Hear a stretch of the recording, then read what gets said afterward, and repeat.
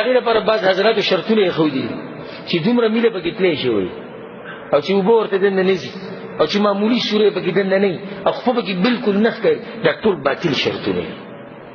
په دې کې یو شرط هم د الله په کتاب کې او د رسول په حدیثونو کې نشته. کوم شرطونه چې قرآن او حدیث کې راغلي هغه د ځان یاد ساته. اولنی چې په هغه جرابو په مسح کې چې کوم دي د چاردام نه بعد اغوستي لکه یو سړي چاردام وکړو په اوبو باندې اودس وکړو تیمم نه اوبو باندې چاردام وکړو د هغې نه بعد به دې جرابې واچوي نو په دې جرابو باندې مسح کولی شي. دا اولنی شرط دی. دویم شرط دی چې دا جرابې او دا موزې به پاکي لکه پلیتې به نه وي. دریم شرط دا دی چې په هغه اودسماتې کې او په مسح کې به کوم کې چې په انسان باندې چاردام لازمیږي غسل نه چې کوم اودسماتې کې غسل لازم شي په هغې کې مسح نه کېږي لکه انسان د جنابت په حالت کې دی نو لازم به د خپې وینځي په هغې کې مسح نه کېږي. څلورم شرط اخرنی شرط چې دا مسح به په دې مدت کې دننه وي کوم مدت چې ورله شریعت ورکړی د مقیم دپاره شپه ورځ د مسافر دپاره 3 ورځې او 3 شپې په د فایدې لپاره یې ساتئ دا وخت.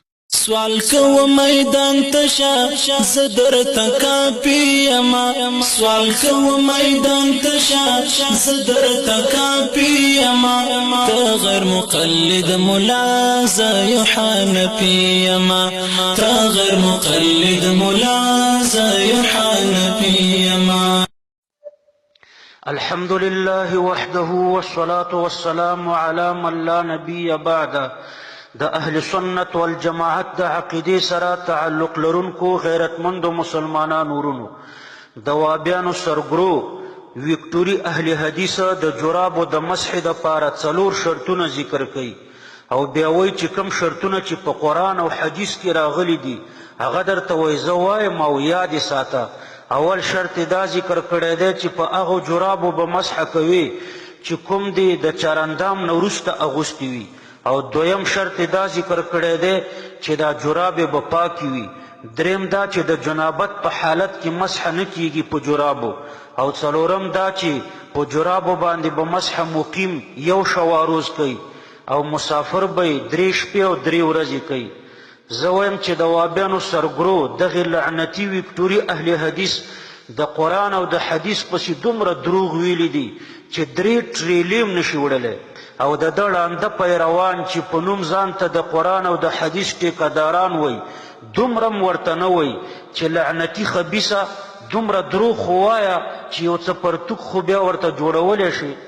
خو زه وایم چې زه دا بم د الله له طرف نه دې لامذهبه ته استدراج وي چې دومره دروغ د الله او د الله د پیغمبر پورې تړي دومره زړور دروغ د قرآن او د حدیث پورې وایي او الله پاک بیا ورنه په دې دنیا کې شادو او خنزیر نه جوړوي.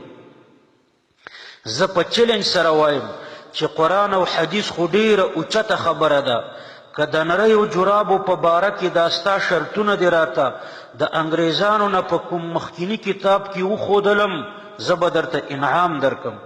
او عجیبه لا ده چې دا لامذهبه هغه شرطونو ته چې فقهاو د هغې متواترو احادیثو نه راخیستي دي کوم چې د موضوع د مسح په باره کې راغلي دي باطل شرطونه وایي او وایي چې دا شرطونه نه په قرآن کې راغلي دي او نه په حدیث کې او بیا د قرآن او د حدیث پورې د ځان نه 4 دروغ تړي. لعنت الله علی الکاذبین.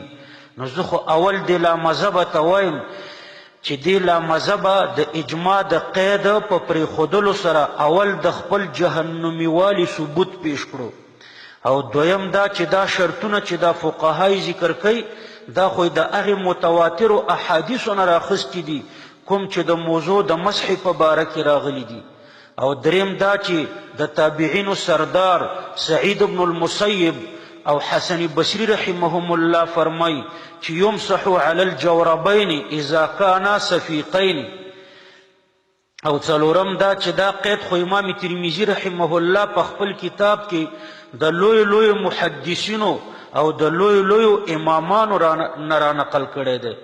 نو په دې مختصر کلیف کې د خپل دوزخي والي 2 ثبوته پیش کړي دي.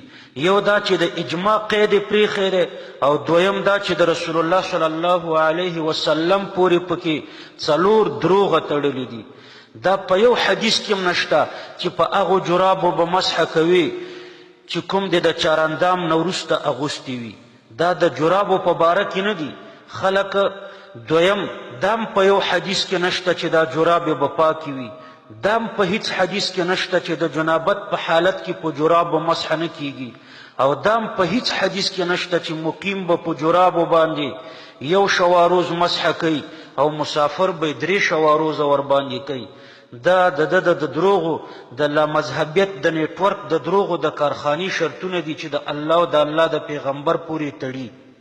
د مسلمانانو په کتابونو کې چرته د په جرابو باندې د مسح ذکر پیدا کېده نو د مسح پوره شرطونه به هم د مسلمانانو په کتابونو پکې ذکر شوي، لیکن په جرابو باندې مسح د مسلمانانو طریقه نه ده.